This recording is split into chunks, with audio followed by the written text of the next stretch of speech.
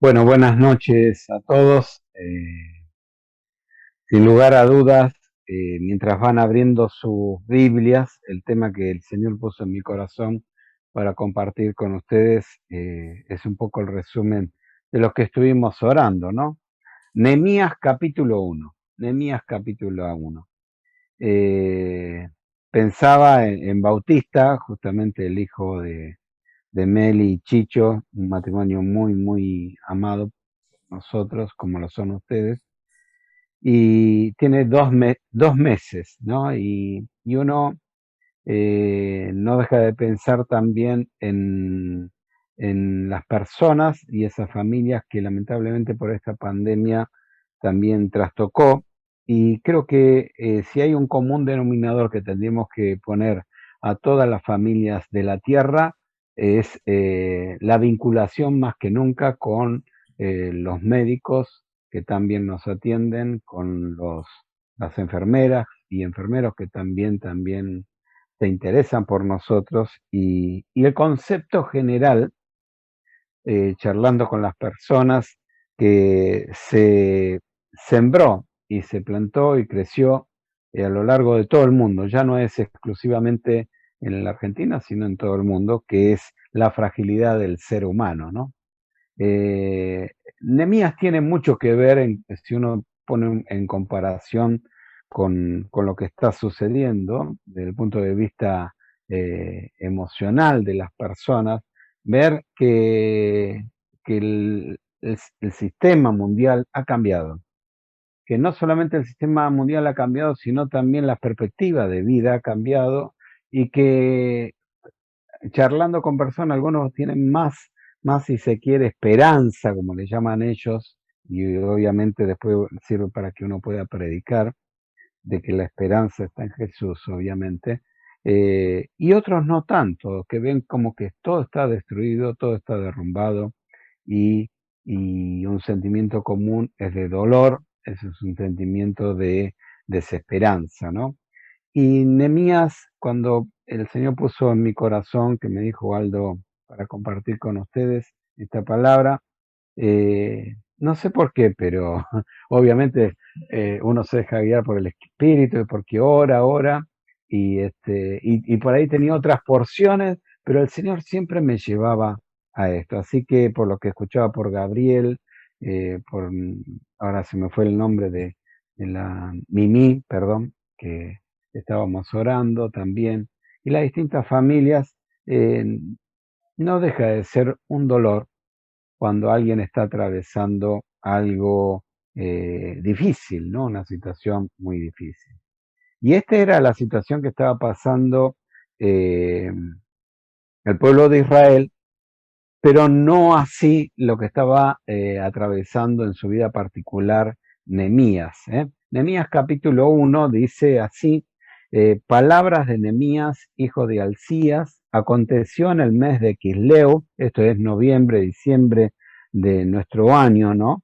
En el año 20, no lo especifica la palabra, pero está hablando, después lo dice más adelante en el libro de Nehemías, del rey Artajerjes I, aquel bisnieto del que sería Ciro inicialmente, medo-persa. Estando yo en Susa, habla Nehemías en persona, capital del reino, que vino Anani, uno de mis hermanos, con algunos varones de Judá, y le pregunté por los judíos que se habían escapado, que habían quedado en la cautividad, y por Jerusalén. Y me dijeron, el remanente, los que quedaron de la cautividad allí en la provincia, están en gran mal y afrenta. Y hay un parecido con lo que está pasando a nivel mundial, como dicen las películas, es pura casualidad, pero es más o menos lo que estaba sucediendo en esos momentos. Y el muro de Jerusalén derribado y sus puertas quemadas a fuego. Cuando oí estas palabras, y esto es lo que me impacta, me senté y lloré e hice duelo por algunos días y ayuné y oré delante del Dios de los cielos. Y dije, y acá comienza una oración maravillosa que si uno tiene que establecer un paralelo. La compararía con la oración de Daniel, ¿no? Allí cuando estaban persiguiendo su vida y encuentra muchas similitudes. Yo les invito a que después estudien la oración de Daniel comparada con esta oración. Y dije, igual que la otra oración que hizo David cuando se le apareció el ángel y dijo, acá voy a poner el templo. Te ruego, oh Jehová, Dios de los cielos, verso 5, ¿no? Fuerte, grande y temible, que guarda el pacto y la misericordia a los que le aman y guardan sus mandamientos. Esté ahora atento tu oído, abierto tus ojos para oír la oración de tu siervo.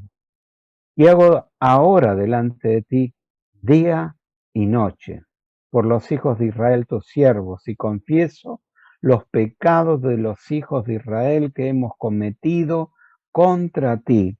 Sí, yo y la casa de mi padre hemos pecado.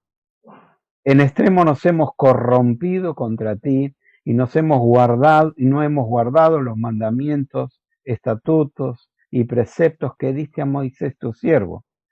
Acuérdate ahora de la palabra que diste a tu siervo, diciendo, si vosotros pecareis, yo os dispersaré por los pueblos.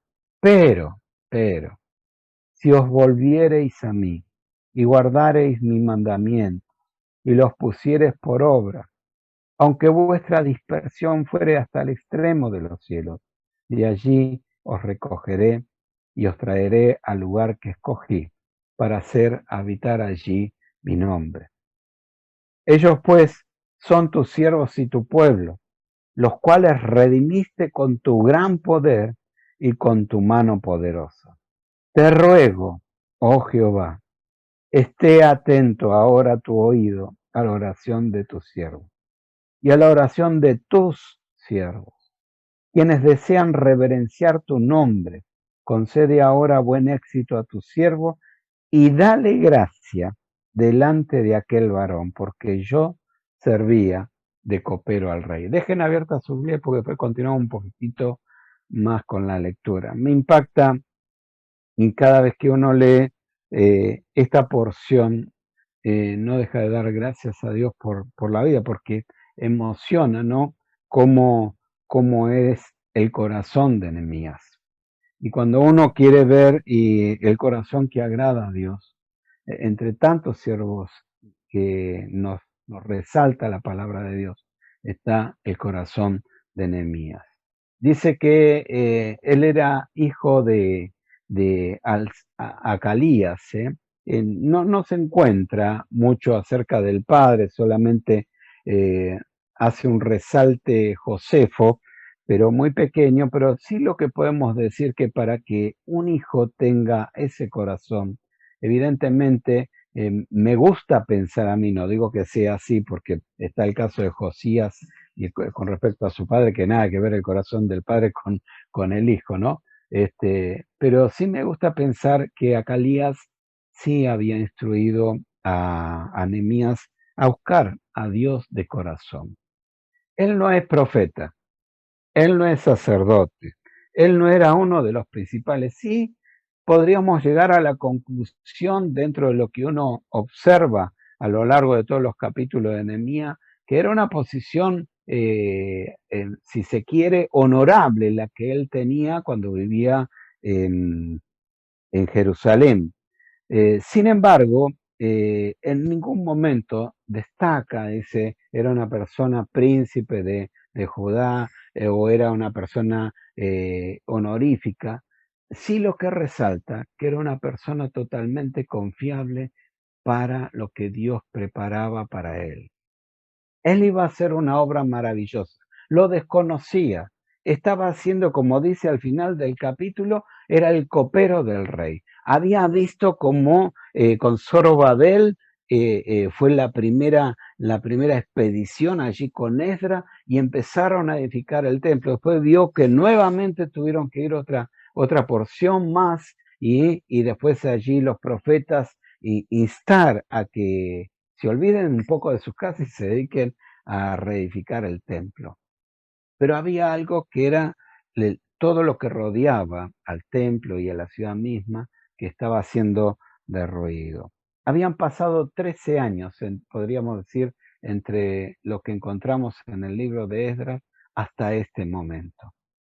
Y él gozaba de buena salud, de buen estatus, si se quiere, social, porque era nada más y nada menos el copero del rey. No necesitaba nada, podríamos decir, estaba hecho.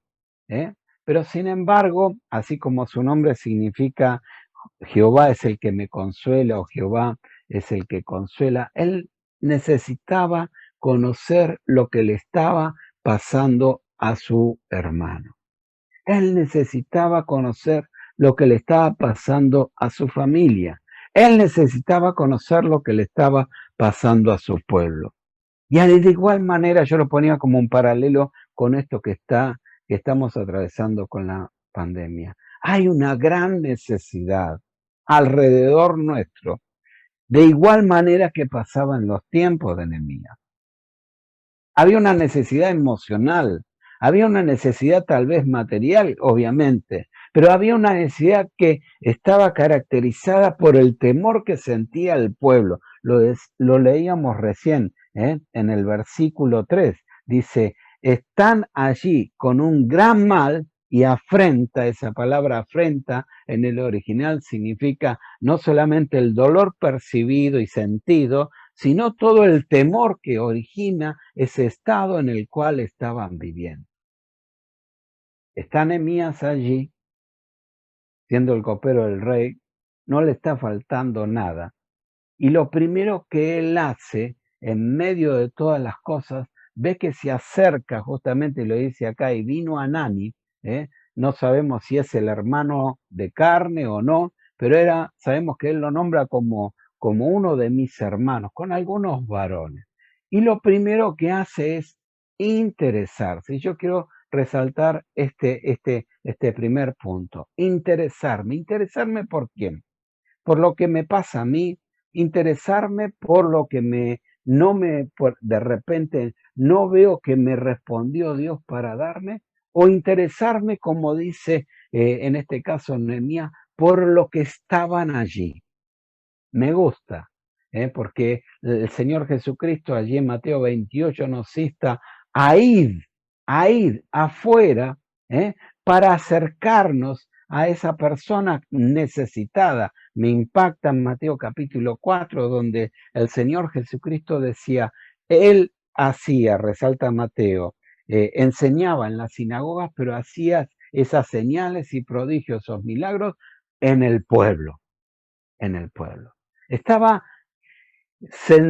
sensibilizado con lo que le estaba ocurriendo a la sociedad, al pueblo que estaba en ese momento. Y él estaba ahí para traer la mano protectora del mismo Dios, cumpliendo su voluntad y siendo sensible a un corazón que estaba lejos de Dios y obviamente a unas personas que estaban padeciendo necesidad. De igual manera, en la sociedad que está alrededor de cada una de sus hogares, de sus cuadras.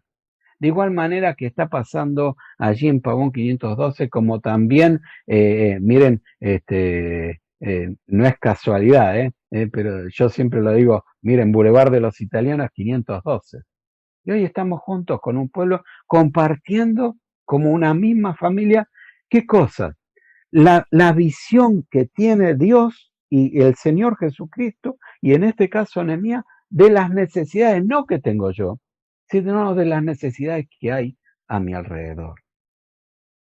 Así como Jehová consuela, y consoló seguramente el corazón de Nehemías cuando estaba allí sirviendo de copero a un rey que no sabía si iba a vivir o no, porque todos los que eran siervos de esos grandes, me gusta llamarlo emperadores, ¿no? Porque prácticamente eran eso, que sojuzgaban, entre comillas, la tierra, estaban las vidas de seres que confiaban en Dios, como lo hizo Daniel y como lo hizo Nehemías. Pero lo primero que hace Nehemías es preocuparse, interesarse. Allí no había títulos, no dice yo soy el copero del rey y entonces por eso me intereso. Manden a otro, sino se interesa personalmente. Y cuando uno establece un paralelo con Filipenses capítulo 2, el que se interesó personalmente por cada uno de nosotros, para dejarnos, como dice Primera de Pedro, esas pisadas que no se pueden borrar, pero que yo tengo que ir por esas pisadas, que es Jesucristo. Él también era el Hijo de Dios, el Creador del mundo. No le interesó su título, sino que, dice Pablo, se despojó. Queridos hermanos y queridas hermanas, cuando estar alrededor de personas, cuando vas a la verdulería, cuando vas al trabajo, cuando abrís la puerta de tu hogar y ves la necesidad de personas que andan desorientadas, con temor en este mundo y sin esperanza. Tenemos este mismo deseo de interesarnos por ellos. Tenemos esta misma preocupación y ocupación para hacerles conocer que justamente hay una esperanza distinta, donde no tiene nada que ver el estatus social que puedas haber alcanzado, donde no tiene nada que ver la profesión que hayas alcanzado, y no tiene que ver con la comprensión y la asimilación del amor de Dios. Lo describe aquí, dice el remanente de los que quedaron en cautividad. Me encanta la palabra esa, remanente. Para el mundo, para la sociedad, habla justamente de que vos te podés interesar cuando hay mucha gente, ¿no? Entonces dice, mira esto cómo funciona bárbaro porque hay mucha gente. Y Dios no busca cantidad. Dios lo que está buscando es corazones fieles que sean sensibles a su voz. Y esta palabra remanente habla siempre, así como en Segunda Reyes, como en otros capítulos distintos, ahí con Sambaceses, había un remanente, personas fieles, personas que escuchaban la voz de Dios y que se interesaban también por el otro. De igual manera, nosotros podemos ser ese remanente en distintos lugares, en Pavón 512, como en Boulevard 512, o como Vicente López, o como lo que le pueda llamar, no sé, en calle Salta, allí en Jujuy, 980.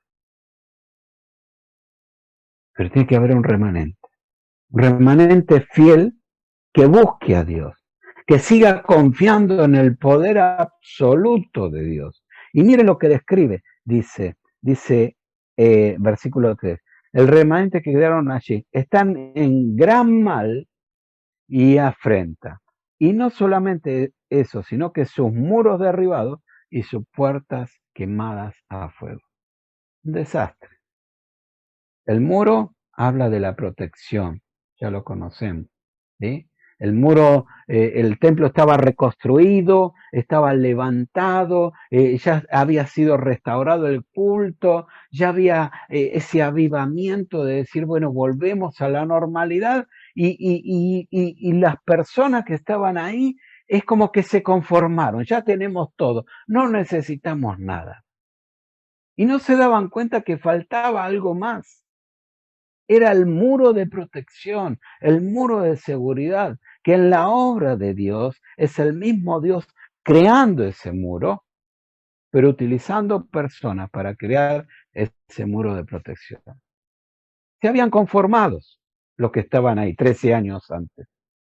Decían, con esto ya está. Y muchas veces las realidades en nuestra vida pasa exactamente lo mismo.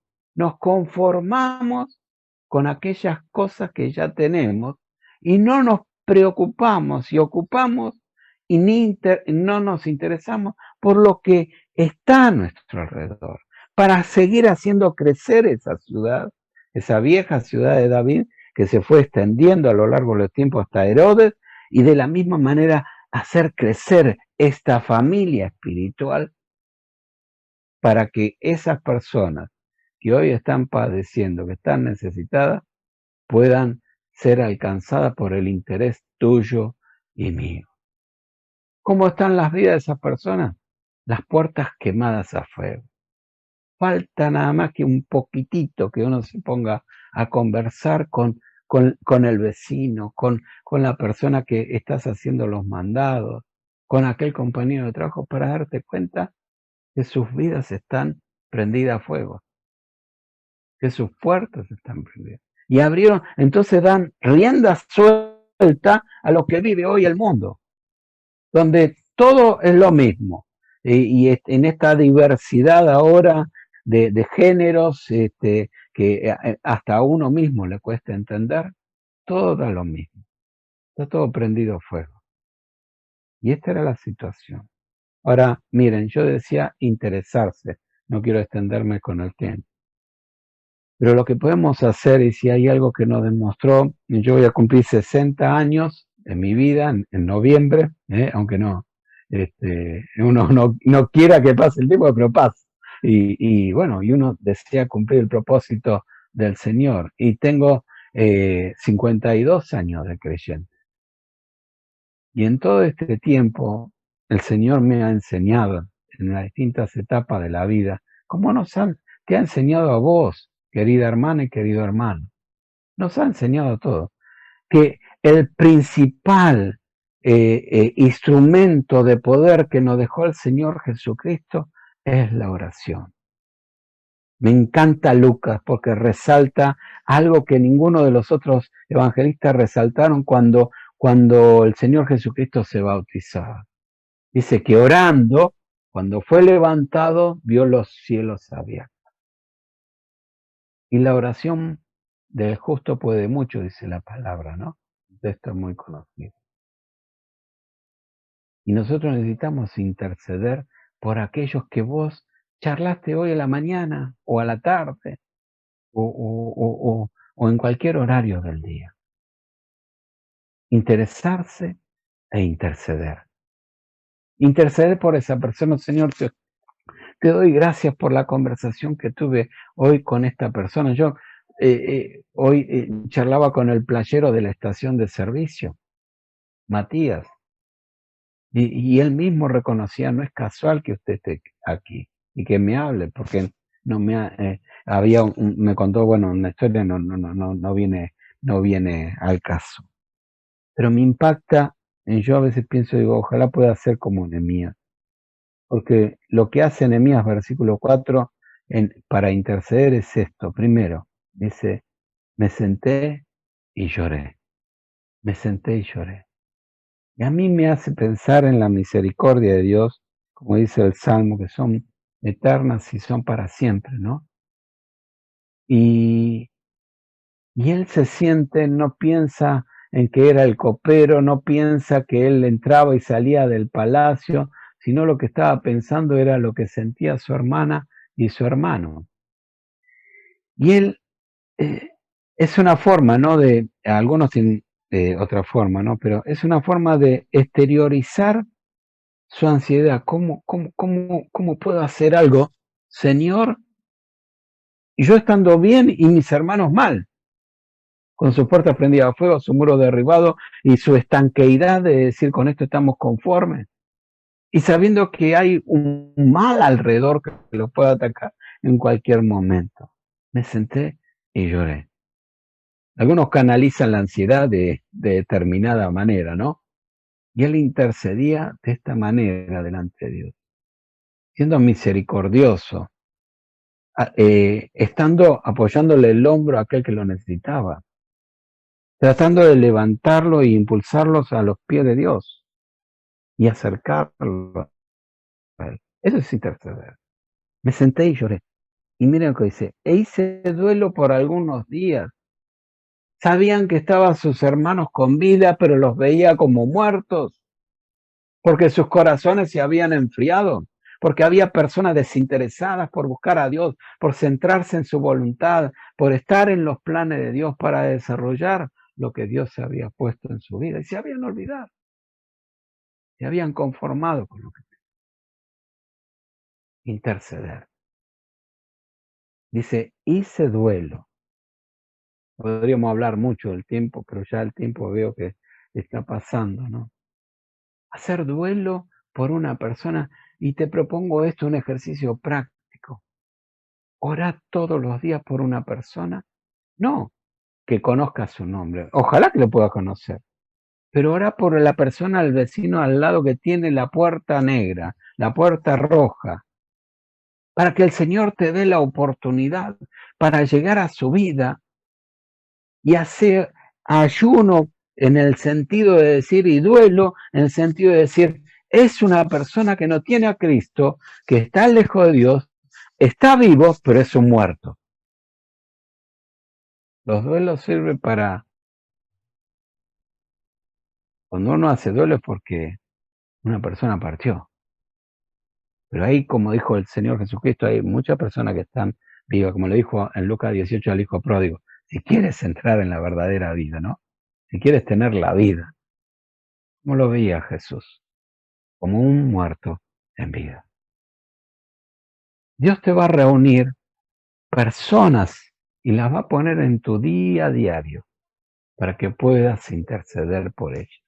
Y te puedo asegurar en este ejercicio práctico de orar por esa persona, de sentarse y pensar en esa persona e interceder a través de la oración, que Dios te va a sorprender, te va a impactar, porque te va a dar el momento justo, el indicado para traerte a esa persona y hablarle de Jesucristo. Seguimos, dice, hice duelo, lloré y ayuné y oré delante del Dios de los cielos. Me encanta la oración de Nehemías, porque primero lo primero que hace es reconocer. ¿Qué reconoce?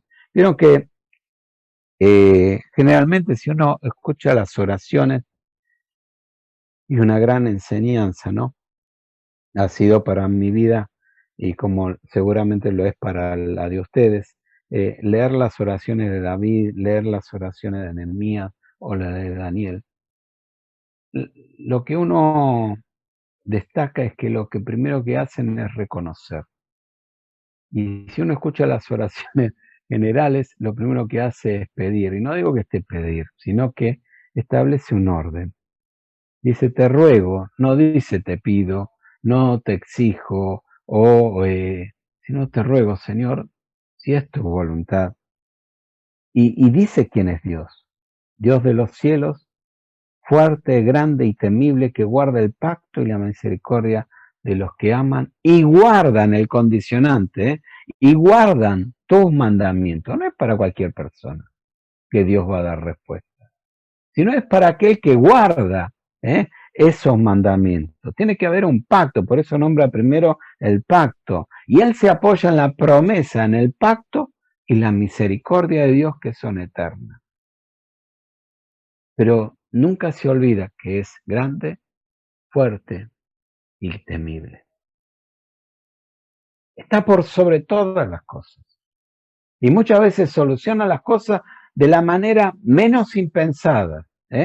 No es algo que nosotros podemos planificar, idear y hacer, porque muchas veces con nuestra mente frágil se nos escapan esos problemas y no los podemos resolver.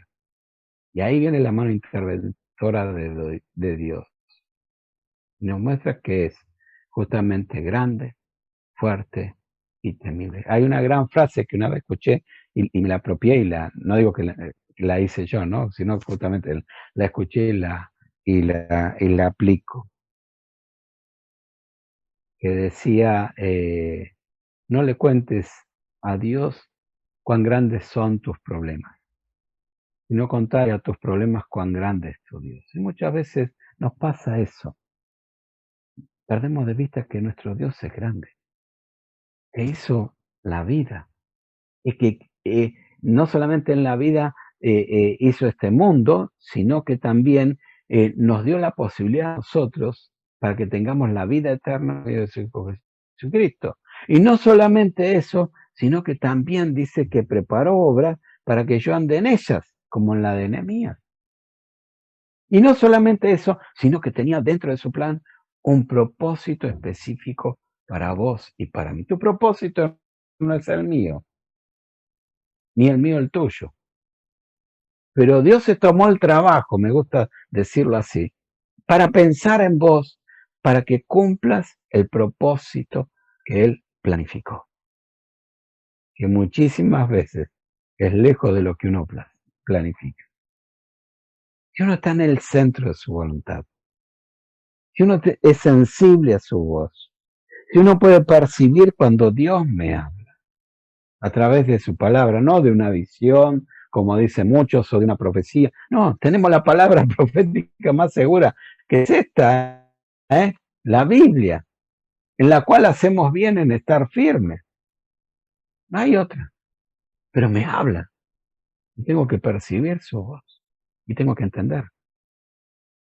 Acá Nehemías lo reconoce, dice, te ruego Jehová, Dios de los cielos, grande y fuerte, temible, que guarda el pacto, no te va a fallar. Él es fiel. ¿Para qué? Acuérdense, interesarme por los que de mi alrededor, pero interceder por ello. ¿Para qué? Como dice Pablo, para que progrese el Evangelio, no para que me dé paz a mí, no para que me dé tranquilidad a mí. Eso vendrá después, como lo dice acá en la oración en Nehemías. No justamente lo dice, está pensando en el otro. Primero piensa en Dios. Es grande, fuerte y temible. Y es un Dios fiel que guarda su pacto y se apoya en esa promesa. Dice, esté ahora tu oído, atento tu oído, y abiertos tus ojos, dice el verso 6, para oír la oración de tu siervo. ¿Qué hago delante de ti noche y día? No había un tiempo, ¿eh? No es los martes a las 20. Noche y día, una comunicación directa con el Señor. Buscaba el espacio, buscaba el lugar, o con la mente o con el corazón, hablaba con su Dios, noche y día. Pero no pierdan de vista esto, no estaba pidiendo para él, estaba pidiendo para el otro. No estaba diciendo, Señor, te pido, vamos a suponer, que me saques de copero al rey y me pongas como ministro. No estaba pidiendo eso. Te pido que me libres de esta enfermedad. No estaba pidiendo. Te pido, Señor, por mis hermanos que están allí. Te pido, Señor, que puedan tocar su corazón tu palabra. Te pido que, si yo tengo que ser el instrumento, bueno, que yo estoy poniendo palabras que no lo dice acá, pero me imagino una oración así. Y yo tengo que ser el instrumento que utilice, bueno, envíame, Señor. Estoy dispuesto a acercar el pueblo que está ahí, ese remanente, despertarlo y traerlo nuevamente a tus pies. ¿eh? Y miren esto, el 7. En extremo nos hemos corrompido contra ti. Se involucra. A veces pedimos perdón por los pecados de los demás, pero nos olvidamos, como muchas veces le digo a los jóvenes, pedir perdón todos los días por nuestros pecados. Porque por ahí son pecados involuntarios, un pensamiento, una intención o algo. Y Él se involucra. Sabe que lo que le pasa en el corazón de su pueblo, también Él se siente responsable de que le pase a su pueblo. Y se involucra, se hace pecador por su pueblo. Y queridos hermanos y hermanas, ¿no es esta la forma de interceder? La forma que busca Dios, de no ponerme por arriba, sino donde, reitero, no hay títulos, no hay nada, sino justamente interceder, justamente como dice Romanos capítulo 12, llorar con los que lloran, gozosos con los que se gozan. Sentirme igual, saber que el otro es una persona igual que yo, y que tanto él como yo necesitamos de Cristo. Y si hay algo que nos separa de Dios, si no estuviera Cristo, es el pecado de él y mi pecado. Y mi pecado, obviamente, primero, y, y el pecado de él. Como dice el apóstol Pablo en Timoteo, de los cuales yo soy el primero. Yo soy el primero. Y después recién pide, fíjense, te ruego, oh Jehová, esté atento a tu oído, a tu oración y a la oración de tus siervos, quienes desean reverenciar y concede ahora buen éxito a tus siervos. Al final, pero no lo pide, sino dice como un ruego. Y yo soy ese instrumento. Bueno, Señor, estoy dispuesto. Entonces, que esté atento tu oído, tu corazón, Señor, porque necesito alcanzar esa alma para ti, interesarse e interceder. Y por último, por el tiempo ya pasó, esperar la respuesta divina para actuar. ¿Qué dice el capítulo 2? Dice, sucedió en el mes de Nisan, esto es el marzo-abril, en el año 20 del rey Artajerjes, que estando ya el vino delante de él, tomé vino y yo le servía, y como yo no había estado antes triste en su presencia, me dijo el rey, ¿por qué está triste tu rostro? Pues no está enfermo. ¿No es esto sino quebranto de corazón? Entonces temí en gran manera. Ese temí en gran manera es lindo de desarrollarlo, pero por el tiempo se lo explico breve. Nadie podía estar triste delante del rey, porque era incidir sobre el corazón del rey, incidir para que el otro piense que algo estaba mal. Y la pena para esa posición era la pena de muerte. Por eso él dice temí en gran manera. Es algo muy lindo. Sin embargo, miren cómo lo cambia Dios. Y me dijo el rey, bueno, ¿por qué estás triste? Él dije al rey, versículo 3, para siempre viva el rey. ¿Cómo no estará triste mi rostro cuando la ciudad, casa de los sepulcros de mi padre, está desierta y sus puertas consumidas para el fuego? Y me dijo el rey, ¿qué cosa pides? Entonces oré al Dios de los cielos. ¿Dónde estaba Nehemías? Es que no me pueden responder que está muteado. En la presencia del rey. Y se acuerdan que leíamos que oraba de día y de noche. Y habían pasado 4 meses. No sé si empezaba a transcurrir el cuarto mes o ya había terminado el tercero o estaba casi al fin del tercero. Lo importante es que pasó un tiempo. Nosotros a veces actuamos y después pedimos que Dios nos apruebe por medio de nuestra oración. Y es al revés. Él esperó en el Señor. Encomienda a Jehová tu camino, confía en Él, que dice, y Él hará. 27:5 del Salmo. Encomienda a Jehová tu camino, tu vida, todo lo que te sucede, tu preocupación, mi vecino, mi persona que me encontré hoy, que pueda, Señor, conocerte, que pueda hacer algo, que pueda interceder constantemente por él para que pueda alcanzar a Jesús, porque es un muerto que no tiene protección, que sus puertas están consumidas y puede entrar cualquier cosa de esta sociedad y lo puede arrastrar hasta la misma condenación eterna. Interceder de esa manera, pero esperar en la respuesta divina para actuar. Y él dijo justamente, y dije al rey, si le place, después de orar,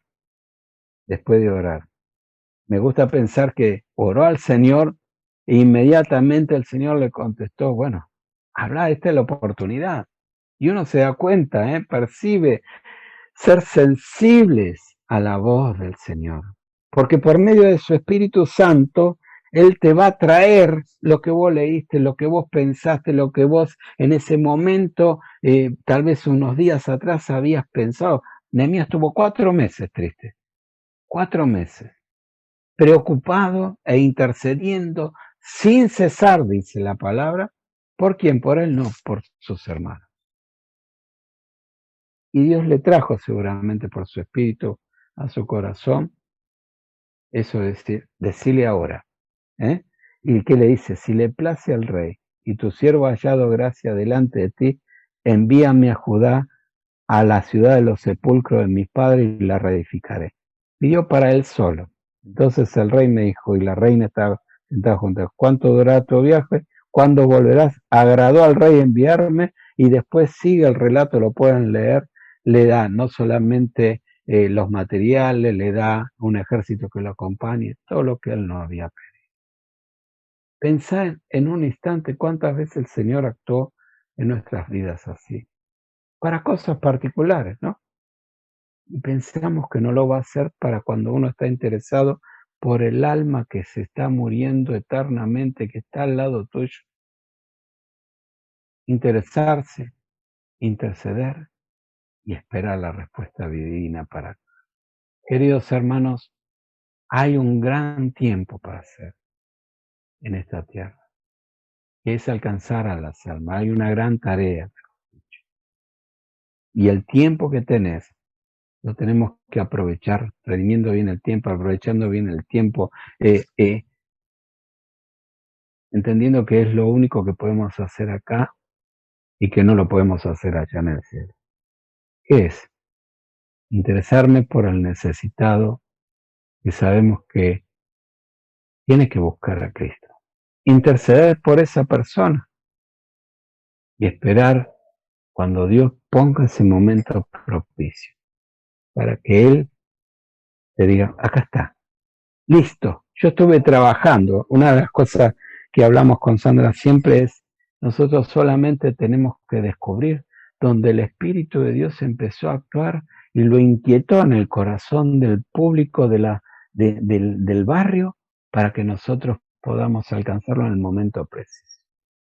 Oramos por la puerta de enfrente, por eso le pongo el ejemplo práctico, por el hombre del auto verde, por la otra puertita que no conocemos y que nos cerró la puerta, pero que hoy son puertas abiertas con nombre y apellido y familias entregadas a los pies de Cristo. No hacemos nosotros, no. Lo hace el poder de Dios, porque es grande, fuerte y temible.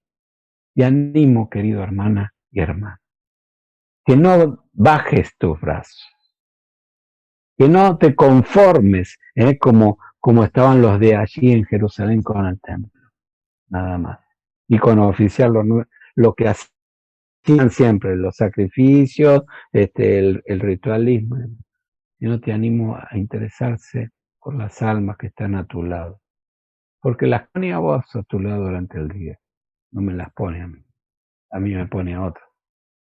Pero si todos, Jesús decía, mirá los campos que están prestos, listos para cosechar.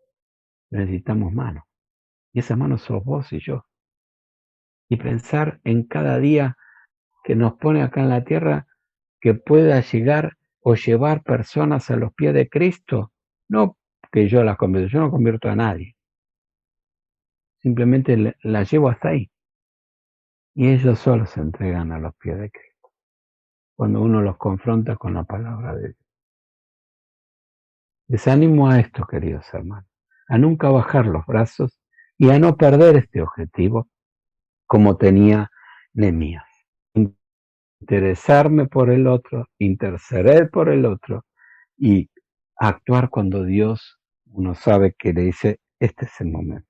Él bendiga y gracias nuevamente por las oraciones de cada uno de ustedes que elevan ante el trono de la gracia para que Boulevard 512 pueda llegar a ser, con tantos años por delante, tenemos 3, ustedes muchísimos más, como Pavón 512.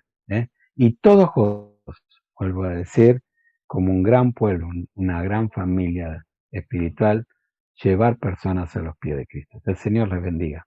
Los quiero muchísimo.